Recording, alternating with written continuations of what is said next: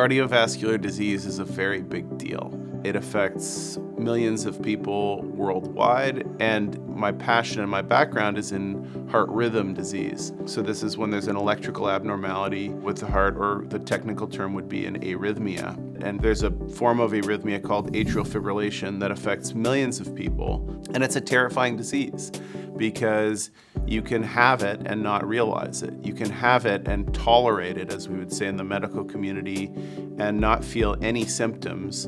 And then the first sign that anything's wrong is you have a stroke.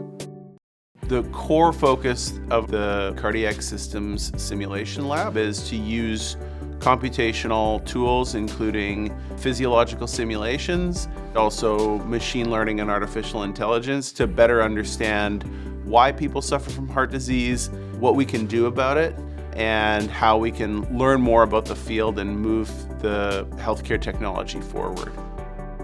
From a computational standpoint, we're heavy-duty supercomputer users, and we have to be, because in order to fully capture the phenomena that we're interested in studying, these arrhythmias, it's all a matter of the different scales that are involved.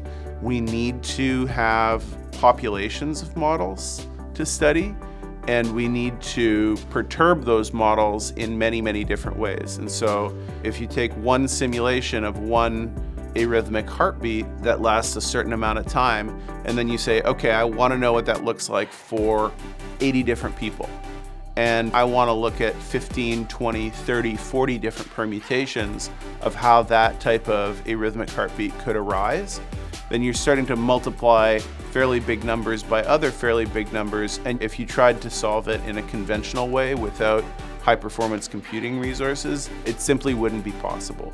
So we're probably going to consume 3 or 4 million CPU hours just to create the data for one study, which is why we're so delighted to have access to such an incredible resource like Hyak.